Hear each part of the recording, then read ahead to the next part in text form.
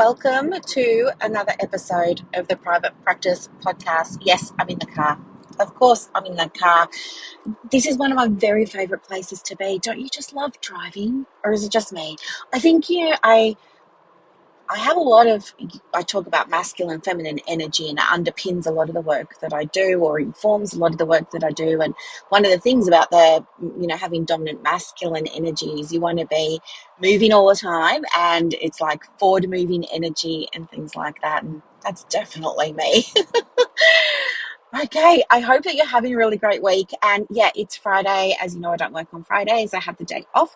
And I love to go for a long drive, get inspired just by being out. I really, really, really, really love it so much. Out in the country, just driving around. It is so much fun. Anyway, I've just been down the coast to Phillip Island, and there's a little church there.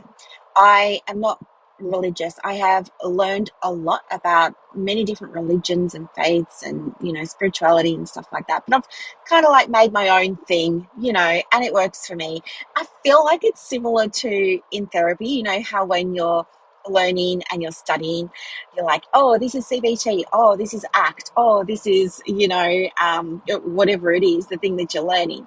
And then when you first start your private practice, you're using them. And as you see more and more clients and you feel more and more at ease and your confidence starts to grow and things like that, don't you find that you start dipping in and out of different approaches and modalities, and you end up sort of creating, it's like a customized pick and mix for each client. I think even in practice momentum, I don't think I work with two clients in the exact same way. Some of them really love the masculine and feminine, and so they love it when I can share concepts and perspectives or tools and things like that from that paradigm. Others, they're in their masculine and they really want to know all the tactical type things, and others are in the feminine and they're more about the connection and the rapport and the trust and the surrender. And it's just like you just and yeah, some of them want evidence-based, some want the woo, some want this, some want that. But do you know what I mean? Like how you customize how you work. Yeah. Anyway, total sidetrack. But yeah, I'm just out and about, and there's this little church there, and I love to go down there on a Friday, and I just sit there, and I've always had the church to myself. It's so tiny. It's a tiny, whiny little one. It's on the main street, if you're familiar with Phillip Island. It's white. They're really good loos at the centre directly opposite. So, yeah, that's a good tip for you. They're brand new, and they're part of that centre, and they're always clean and nice. So, yeah, there's that.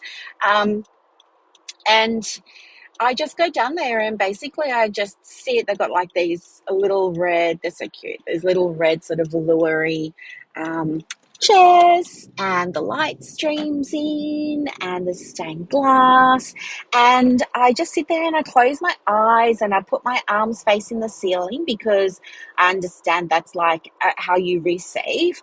So, my hands are on my lap, and yeah, I just close my eyes, and it's just like I just talk to them in my mind. I'm just calling in like Gabe and my pa, and like all the people who love me and all the supportive energies and things like that. And I always just again, just in my mind, I'm like, thank you so much for all the abundance that I have received. Thank you so much for all the insight and wisdom that I've been able to exchange with clients, because just as much as I share it with them, I learn it from them. And, that helps me grow and be even better at what I do, more effective at what I do, and help more women. And, thank you for showing me what's needed right now. And, I do all of that. And I always come away from it. It only takes me like 10 minutes or so, but I just come away from it feeling so good. And yes, I could do it at home, but It's just become a little Friday ritual. It's like I leave home, I drive straight down there, which is an hour and a half. And once I've done that, then I go over to Korumburra, which is in the country. And I love Korumburra. And I'm really enjoying spending time at Korumburra lately because I haven't been for such a long time. But I went there 2 or 3 weeks ago, and I saw there are new shops. It looks like maybe it's becoming gentrified. So yeah, I want to go and check out the new shops, but also I'm quite hungry and I want to go and sit down and eat something, and I want to go and journal and stuff like that. So anyway, that's kind of why there's no jingle today, and there won't be a jingle on the other side either. But um, in today's episode, I just felt inspired to talk with you about um, yeah, doing hard things in private practice. Okay. And this has come up because, yes, in Practice Momentum, while it's entirely just private coaching with me, it's like entirely one to one. The women in there were saying when we first started earlier in the year, will there be opportunities to meet anybody else? And so I ended up putting together a little group chat. So they've got this group chat going now, and yeah, I love it, right? I love seeing the conversations that are going on in there and stuff like that. But anyway, they were talking about, you know, doing hard things in private practice. And it got me reflecting too on doing hard things, or maybe they don't even have to be hard, maybe just like feels hard or it feels heavy, and then you feel like, oh, just I really don't want to do it, and then you kind of know that you should, but you deprioritize it. You know what I'm talking about? Like those things. Like we've all had those days, right, where it's like your brain is saying to you, you should go and write that blog, you should go and post on your socials today, but there's like part of you is like, I don't want to though. I'm too tired. Can't I just do something else? I'd rather do something else. I'd rather go to the dentist. Can't the clients just come? Like, I'm really good at what I do. I just thought that they would come, and it's not fair. And, we have those moments. And it got me thinking about me and when I have those moments too. And I was resisting something this week. I was resisting reconciling. Oh, not that you have to reconcile anything. In Henry, right, which is the bookkeeping, they're bookkeepers and accountants. And anyway, it's all online for sole traders, all of this. But anyway, I've got an account with them, and every time an expense comes off my little Henry card, which is like the business, I have to go in and I have to upload a receipt and just say, like, categorize the expense. And anyway, it never takes me very long to do. And when you go into Henry and you see all the things that need to be sort of categorized, they're in red, right? It's a pale red, which I really appreciate because it feels a lot less aggressive. But anyway, and like, yeah, I'd accidentally clicked on my expenses when I was in Henry earlier in the week, writing up an invoice for someone, right? They had some funding approved for a business grant. I think I might have mentioned this to you before. Anyway, so it was great. And I'm very thankful she chose me to help her with the business and everything, and I cannot wait to start working with her. But anyway, I had to write up the invoice and send it off. And while I was in Henry, I accidentally clicked on expenses instead of something else. And I saw a screen full of like red, and I was like, oh no. And I just thought, I can't, because my energy was being pulled in a million different directions. I had all that stuff going on with and still is, with, I guess, the national standards, and and not only trying to advocate, not only trying to show up in a way I could be proud of, but that also my clients could be proud of, because I've got clients who have tertiary qualifications in counsellors. I've got clients who have vocational qualifications in counsellors. I've got clients who aren't counsellors, they're psychologists, or they're social workers, or they're play therapists, and they're OTs, and they're speechies, and all the things. So I want to make sure that everything I'm putting out there is something that they can all feel like I'm being a good leader here. And also things I don't put out because believe you me, there's been plenty of times where I've like wanted to hit back and I haven't because I've got this new practice now. My new strategy is to pause. So anyway, so my energy's been pulled in lots of different directions. And then when I saw all these red things come up in Henry, I was like, nope, you can wait.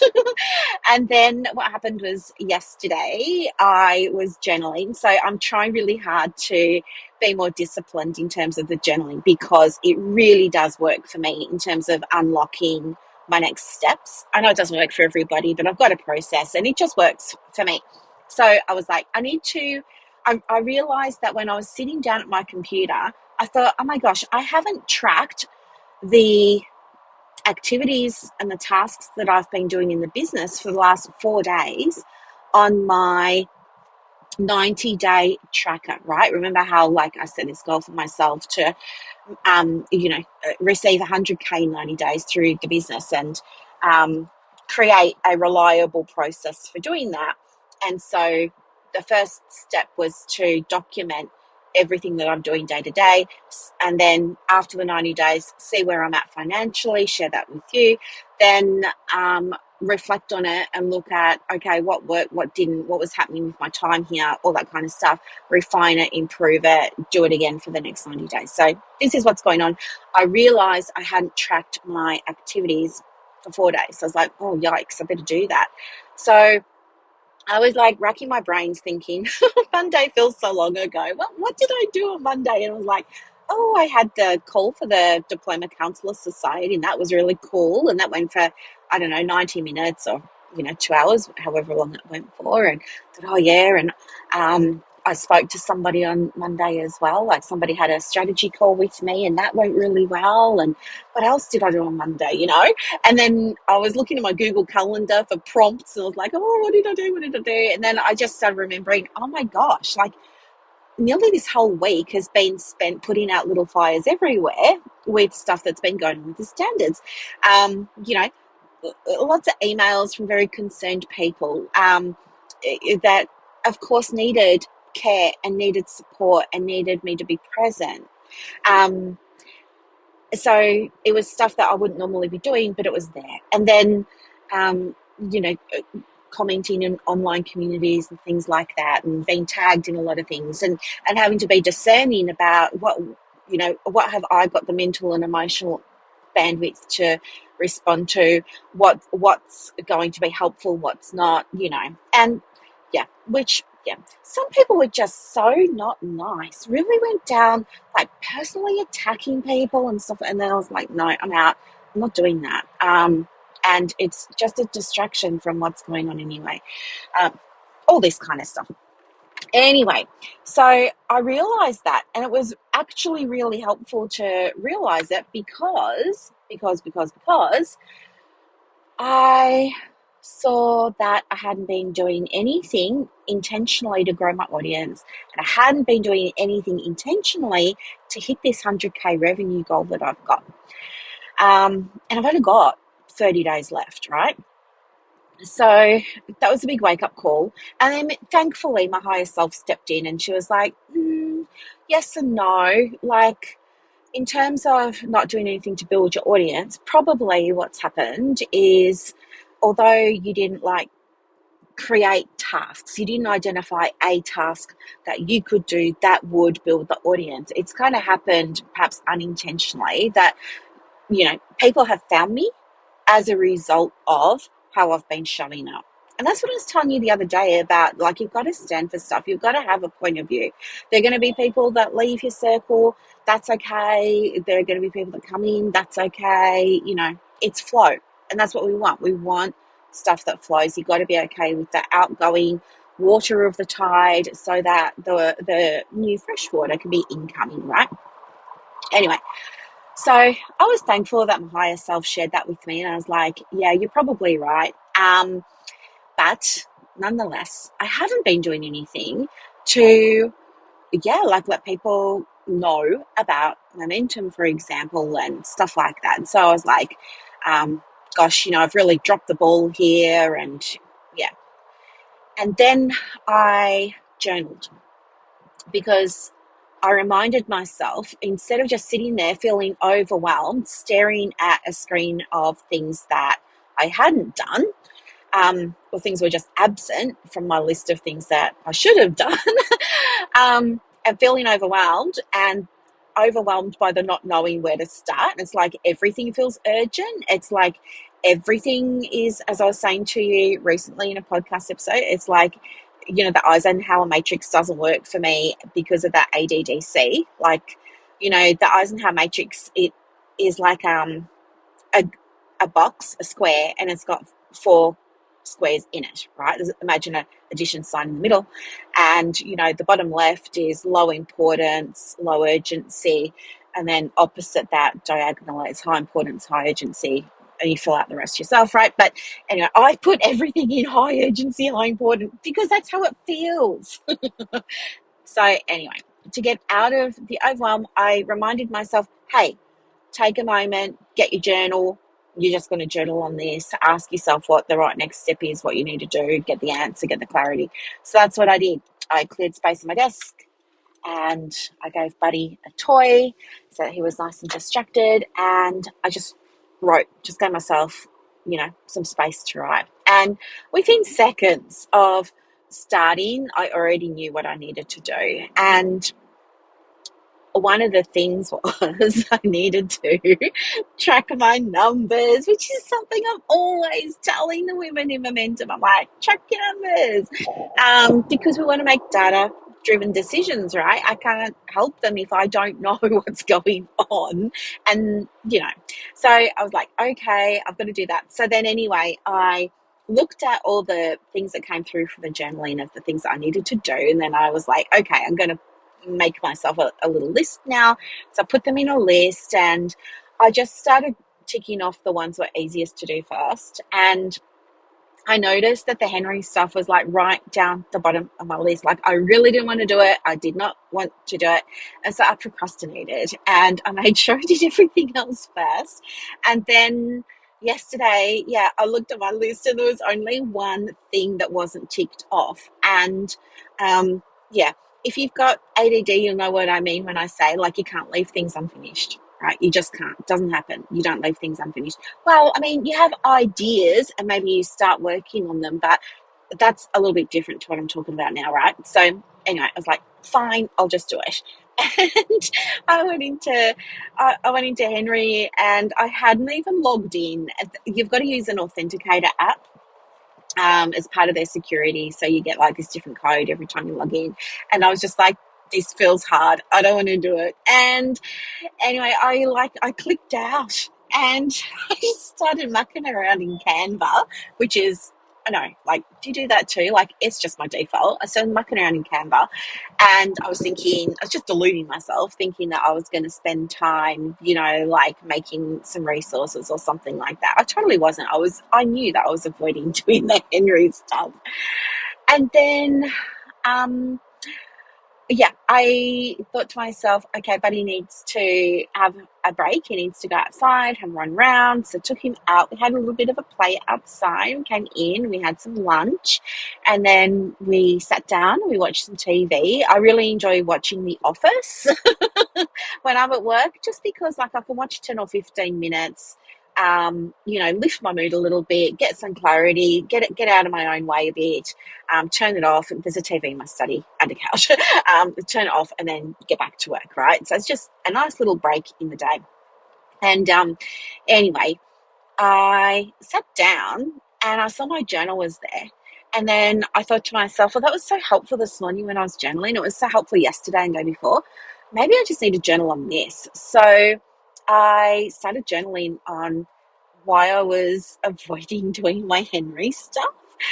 And the solution that came out of it for me was to remember, like, I guess why I had the goal and why I had the business and, why I do the things that I do and all of that kind of stuff, and bringing it back to that. And with that sort of deeper reflection, I realized that one of the reasons I don't work for a group private practice and I do have my own business and I, all of that is because I really value, you might call it freedom, but I think that word has just been thrown around so much it's kind of lost its meaning. When I think about freedom, for me, it's like spaciousness. And that spaciousness just means choice. It means me being able to be in control, be in charge, direct things. So, anyway, I was thinking to myself, well, if I do if I go and like categorize my expenses and stuff, it's probably going to take me about, this is how ridiculous it is. It's probably going to take me 10 or 15 minutes. But you know what I mean? Like the resistance was like, it's going to take forever. But actually, and then when I started to think, okay, well, how is doing that going to give me, you know, a better sense of spaciousness? How's it going to give me more choice? How's it going to give me more freedom? And for me, those things at the moment look like I don't want to be locked into anything in my diary. I do not want to have anything at all in my diary pretty much ever. Like that would just be heaven for me. But when I say that, um, I don't want it to take away from the things that I do have in my diary because I choose the things that I've got, right? And if I do want to do them, I wouldn't do them. But for example, one of the things, like every month we have like a mastermind with a coffee catch up as momentum, right? In momentum. So again, it's a one-to-one private coaching program, but where anybody's feeling isolated and they want to meet other people and stuff like that, it makes sense to connect them with my other private clients who are also working with me in the same container. So they've got the choice, if they want to, of coming along to that. And I look at that in my calendar and I never feel sick about it. I never feel dread. I get excited because I think, oh, who's going to turn up this time? What are we going to be talking about this time? Do you know what I mean? It's like a connection point, and I really, really, really, really love that. And they do too. So anyway, it's not talking about things like that. It's talking about like things I don't want to do that I feel trapped by, locked in by, stuff like that. So I want all this spaciousness. And the other thing, so I want spaciousness and choice over my diary, choice over the hours that I work, how I spend that time, what I'm doing, who I'm spending it with. Do you know what I mean? So that is something that is so important to me. And then the business is a vehicle for me being able to have spaciousness in my life. And what that looks like in terms of having choice or having freedom or being able to, like, I don't know, make decisions for myself, direct my day, direct my week, direct my month, all that. Um, it looks like, yeah, me being able to do all of that. And one of the things I'm working on now is I've decided that I'm going to go and get myself a home, right? You know the story, you can listen to. I'm not going to like tell it again, but yeah. So I want a home that's mine where I can just be how I want, play the music, turn on I really love, when I say play the music, I mean, I really love Gregorian chants. I love it. I, one of my diplomas, it was on spiritual coaching and it was based on shamanism. And I really, really, really, really, really value drumming. I love the sound of shamanic drumming. I love it. I love the sound, and again, maybe it's the autism and the repetition and stuff like that, but for me, it's very soothing, very calming to hear boom, boom, boom, boom, boom, boom, boom, boom, boom, boom, boom, boom. Like, I love that. I love it. I know it drives some people bonkers, but I love it. And I really want to have speakers that go throughout the house. I want them to be very discreet, whether they're in the ceiling or whether they're behind furniture, maybe they're in the floor. I don't know. But I want to be able to like push a button and have shamanic drumming music, for example, just gently going in the background. I would love that. I cannot do that where I live right now. I would love to have a beautiful, expansive, huge, luxurious, most luxurious you could ever imagine bathroom, ensuite, right? I want that. I want that. I can't have that where I am now. I really, really, really, really, really want to be able to have clients over to my house so we can sit together, maybe in my study, but most likely in my kitchen, spreading our stuff out. I can be cooking for them. I can make them special tea. I can do all those kinds of things. And we can have, conversations about their work, and they can have insights, and we can have the coaching conversations while I am preparing a meal for them. I would love to do that and just have it be, we're both just so casual, my client and I, in my kitchen, doing the work, right? It's still, they're still getting a shift, they're still getting a transformation, but we're together just being women, and it just feels so good. I cannot do that where I live now. So for me, those things are so important, and I want them. And when I was able to connect into the energy of the spaciousness that the business can provide for me, then all of a sudden it became a priority to do the Henry reconciliations. And do you know what? As I said, it probably didn't even take 10 minutes. Not even. And you know what? The other thing too, it's a real dopamine hit, because when the expense is waiting to be categorized, as I've told you, it's in pale red, but then once you've categorized it and it gets approved and everything, it turns into green, and it's just like such a nice feeling.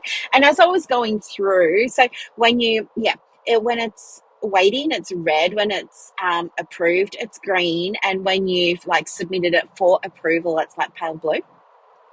And anyway, so I was just going through, I was smashing it out because it didn't take long. I knew where everything was. So I was just like, boom, boom, boom, boom, boom, boom, boom, getting it all done. And I would come back into the main screen to get the next expense to categorize, and I would see ones that had been submitted, just a few minutes ago, were already starting to turn green. And it just was like, yes, yes, yes. And so every time I did that, it's like, that's a step closer to the house, baby. Yes, a step closer to, this embodiment of the version of you that's doing this, that has these things, that has that spaciousness, that has that freedom, and like you're totally on the right track. And it was such a moment of realizing that, when you connect stuff to your values, like everything shifts energetically. And I really believe that, strategy alone is not enough. Mindset alone is not enough. I think that, and energy alone is not enough, right? You've got to have all three things working together in order for you to create the success that you want. So anyway, then I'm like in this really great energy, and I'm like, okay, now I need to do this strategy. Let me look at that. So I went into my little spreadsheet where I'm tracking, my activities for the 90 days to make this 100K. So I went in there and I started thinking, okay, what have I done today that counts towards calling in this? And I was like, well, I sent the invoice. Well, I did the Henry and I tracked the numbers. Well, I did some inner work today. I got into service. I helped some people today. I published a reel today. I published a story today with a link to my website wellness audits, right? Stuff like that. And it all just got so easy. And that's when I realized that, okay, now what do I need to do for the mindset? And I realized, no, the mindset is already there, because I activated, like I alchemized that fear, I alchemized that avoidance, I alchemized that resistance. And so, the spirit was there, the strategy was there, the mindset was there, and it all felt so good. It all felt so good. And I want to share that with you because, it's such a lesson. And get this, after this all happened yesterday, which of course I didn't tell anybody about, I'm just there by myself, like doing this stuff. Yeah, today, yeah, somebody in one of the communities was saying, oh my gosh, like, oh, I just really want to avoid doing this in my business. And then other people were like, yeah, me too. And then somebody else was like, why don't you try this? And then I thought, maybe I should share my story. And so I did, but I kind of shared it in a different way to what happened for me yesterday because I didn't want to make it like all about me. I wanted to make it, I guess, yeah, not all about me. So anyway, I shared a story of like when I got Buddy, and Buddy is my 2-year-old Cavalier Cross Maltese, and he was sent to me, I choose to believe, by my previous dog Gabe, who crossed the Rainbow Bridge, who I asked to send the next dog, right? So anyway, this is the story of Buddy. And when I got him, I was like totally obsessed, totally in love. Yeah, all I could think about was Buddy. Everything was Buddy, Buddy, Buddy, Buddy, Buddy. And I was having a problem toilet training, right? Took a little bit longer than it has with other animals that I've had to train Buddy. And there were absolute moments where I would feel like giving up. This is never going to work. Maybe I need to put my dog on Gumtree. Like I was so frustrated and exhausted. It was like every time I turned around, there was another little surprise for me. And it didn't matter what I did, I was rewarding him when he was going. I was, not telling him off when he had an accident and stuff like that. I was just like, being neutral about it. I never, ever, ever told him off for having an accident. I never made him feel bad. I never shouted at him. But within me, I was like rolling my eyes, feeling like I was a really, bad fur baby mum because I couldn't get this right.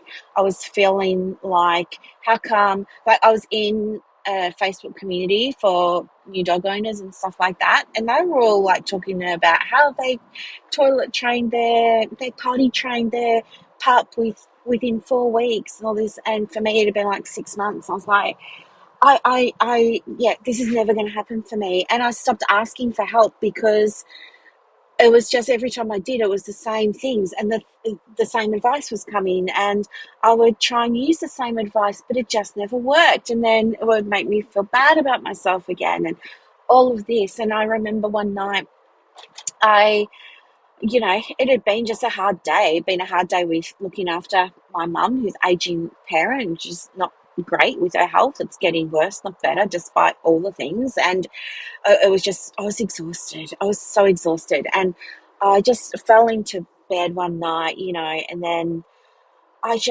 heard him. I heard him, and it must have been, I don't know, I'm going to say like between 2 and 3 in the morning. And I heard him was going to the toilet where he shouldn't have been. And I was just crying. I was in bed and I just cried. I just thought, I can't deal with this anymore. And I got up. I couldn't see him anywhere. I didn't know where he was, but I knew I had to get to this accident quickly because it was on the carpet. So I'm in the laundry and I'm getting, towels, buckets, soapy water, the Biozette, all the things, a paper towel, plastic bags, and everything. Exhausted, barefoot, going out into the area where it had happened. And yeah, I was just, I felt so mad. I wanted to scream. I didn't, but I was crying. Like, I wasn't like sobbing out loud. I just had tears rolling down my face. And anyway, I was cleaning it up. And anyway, as I was cleaning it up, you know how you just know when someone's looking at you? I had that feeling. And I looked behind me and it was Buddy. And he was just a little puppy. He was just like 6 months old. Maybe not even. It's just like this, he's not even fully grown, right? He's a little puppy, his little puppy face and his long cavalier ears and his big brown cavalier eyes, And his little head was looking at my hand, and my hand was mopping and cleaning and wiping and doing all of the things, and his little head was sort of moving as my hand was moving back and forth. His little head was moving back and forth in perfect rhythm with my hand, and I could see he was watching what I was doing. And then when he realized I was looking at him, he looked up at me and he put his head on the side. And then I like burst into even, I'm getting emotional thinking about it. Then I like even burst into more tears because I just loved him so much.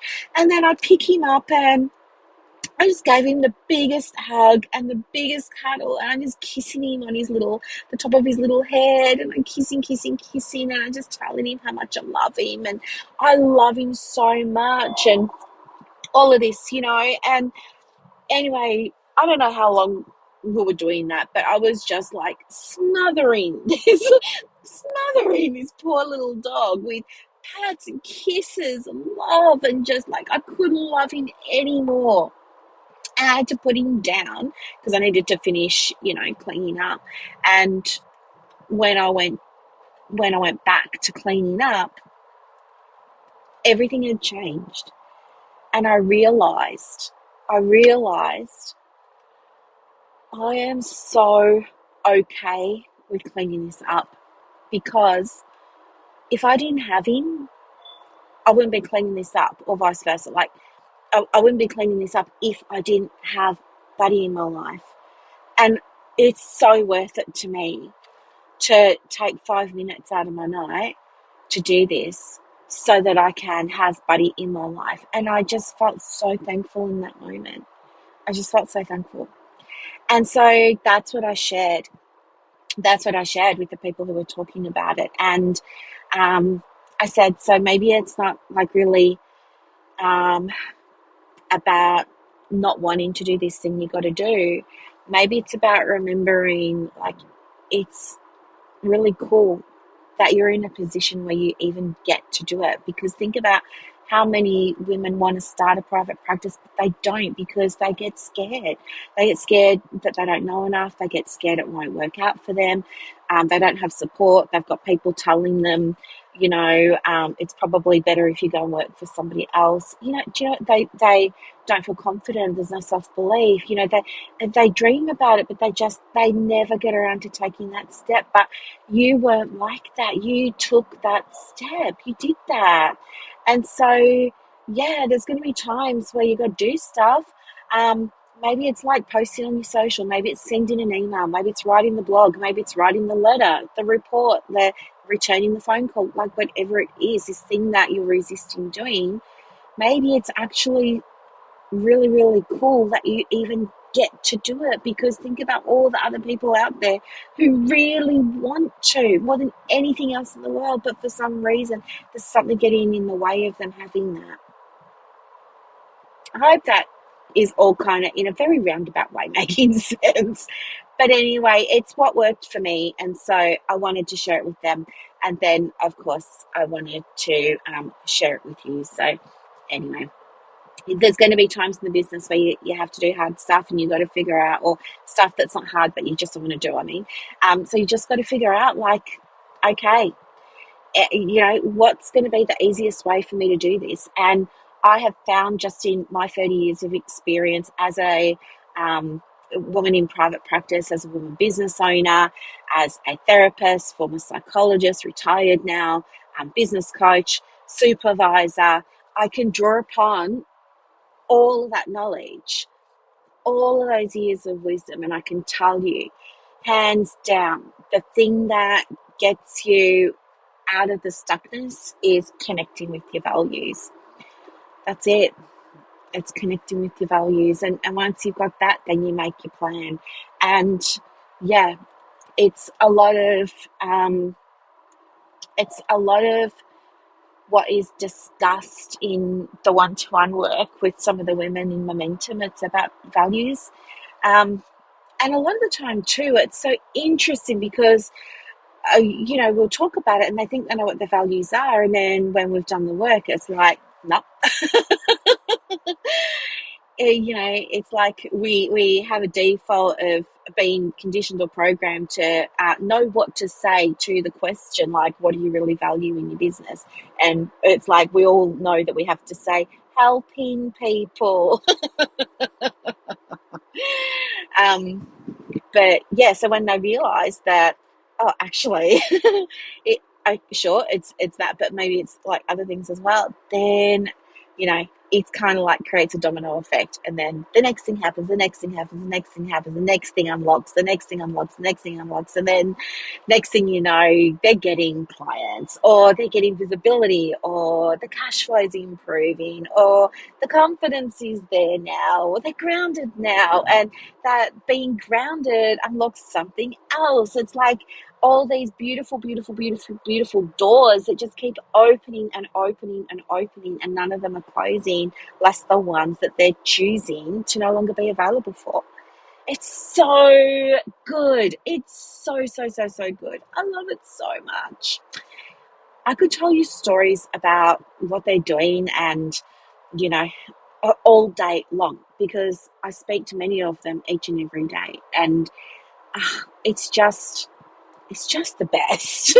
It really is. But anyway, I wanted to share this with you today because I thought maybe it might be really, really helpful. So it's Friday when I'm recording it. I'll share this with you tomorrow, which will be Saturday. Um, if you want to work with me, then yeah, go and have a look at Momentum and see if it's the thing for you. And if it is, great, apply. And if it's not, okay, maybe not at the time, not at this moment. That's totally fine as well. Like, I'm never, ever going to sell you on anything. I only want to work with people who want to work with me because it's the right next step for them. But I'm here if you've got a question that will help you make that decision, of course. So, yeah, I'll put the link to it in the show notes like usual. But you can also just email me or, send me a message on Instagram or Facebook or something like that if you've got a burning question about the program. We do start in 4 weeks, which is the 15th of July. It is 1-to-1, don't worry. But there's options there of all these extra things that you can avail yourself to. Should you wish to, you can dip in, dip out, totally up to you. And it is by invitation only. So, yeah, you have to go and pop yourself on a wait list, then fill out an application, and then we go from there. So that's how it works. And yeah, if you feel like you want to go and learn a little bit more about it, just click the link. You can read about it and, yeah, go from there if you like. But there's help there and you don't have to do it alone, right? Anyway, have a beautiful, beautiful, beautiful, beautiful Saturday. Thank you so much for being part of my world. I appreciate you more than you know. Have a beautiful, beautiful day.